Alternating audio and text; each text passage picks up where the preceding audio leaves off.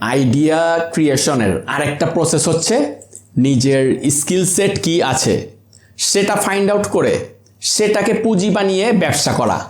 অনেক ইফেক্টিভ একটা way. Note করে রাখুন, আপনার লাইফ চেঞ্জ হতে যাচ্ছে।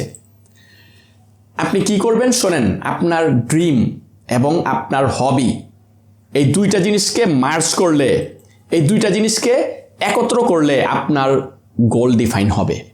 সেই গোলটা নিয়ে একটু ভালো মতো রিসার্চ করলে আপনার বিজনেস ইন্ডাস্ট্রি, আপনার নিশ, আপনার ফিউচার বিজনেস বেরিয়ে আসবে। একটা এক্সাম্পল বোঝার চেষ্টা করুন। আপনি মনে মনে এমনটা ধরে নিন, ধরেন আপনি পশু পাখি অনেক ভালোবাসেন, বিশেষ করে গরুর প্রতি আপনার বিশেষ একটা মায়া আছে।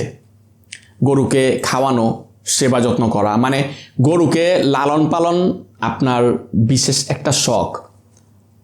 আর আপনার মাইন্ডে একটা ভিশন, একটা স্বপ্ন আঁকা আছে, সেটা হচ্ছে ছোট একটা গরুর ফার্ম দাঁড় করাতে চাচ্ছেন।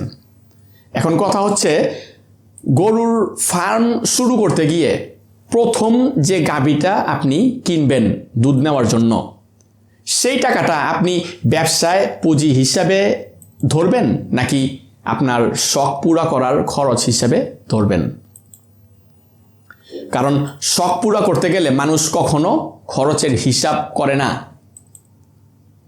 আচ্ছা ঠিক আছে, আমরা না হয় পুঁজি হিসেবেই ধরলাম।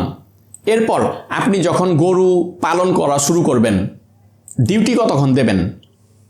ডেইলি ফিক্সড 8 ঘন্টা নাকি প্রয়োজন হলে 16 থেকে 18 ঘন্টাও দিতে রাজি আছেন? দেখেন, নিজের শখ পুরা করা হচ্ছে একটা খেলা। আর এই খেলা খেলতে গেলে কেউ কখনো টায়ার্ড হয় না। নিজের শখ পুরা করা একটা খেলা, আর এই খেলা খেলতে গেলে কেউ কখনো টায়ার্ড হয় না। তাই আমার মনে হয় ডিউটি টাইম এখানে কিছুই আসে যায় না তাদের জন্য যারা শখ পুরা করতে চাচ্ছে। আর বাকি রইল গরুর সেবা যত্ন করা, নিজের শখের জিনিস। অন্তত এই জায়গাটাতে কেউ গাফিলতি করবে না। গরুর কাছ থেকে কিভাবে বেশি পরিমাণে দুধ পাওয়া যাবে, গরু মোটা তাজা কিভাবে করতে হবে, গরুর অসুখ বিসুখ হলে কি করতে হবে, সব কিছুতে আপনি এক সময়ে মাস্টারিং করেই ফেলবেন।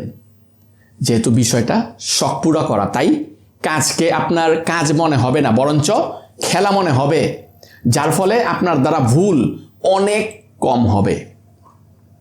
তাই যতটুকু এফোর্ট দেবেন একেবারে জায়গা মতোই পড়বে। অ্যাজ এ রেজাল্ট গ্রোথ অনেক তাড়াতাড়ি আসবে, বিজনেস স্কেলেবল হবে, যার কারণে আপনার অনেক তাড়াতাড়ি 1 গরু থেকে 10 গরু, 50 গরু, এমনকি 100 গরু হয়ে যেতে পারে। আপনার ব্যবসাটাকে অনেক বড় করা তখন শুধুমাত্র সময়ের ব্যাপার হয়ে দাঁড়াবে। সবচেয়ে বড় কথা হচ্ছে, মানুষ যে কোনো কাজ করতে গেলে, এটা খুবই গুরুত্বপূর্ণ কথা মনে রাখবেন, মানুষ যে কোনো কাজ করতে গেলে কিছুদিন পরে সেই কাজের প্রতি অনীহা জন্মায়, আগ্রহ কমে যায়, বোরিং ফিল করে, ডিউটি করতে খারাপ লাগে, একটা সময় পরে বিষাক্ত লাগে। আপনার বেলায় অন্তত পক্ষে সেটা হচ্ছে না, কেননা আপনি তো আপনার শখ পুরা করে যাচ্ছেন, তাই না?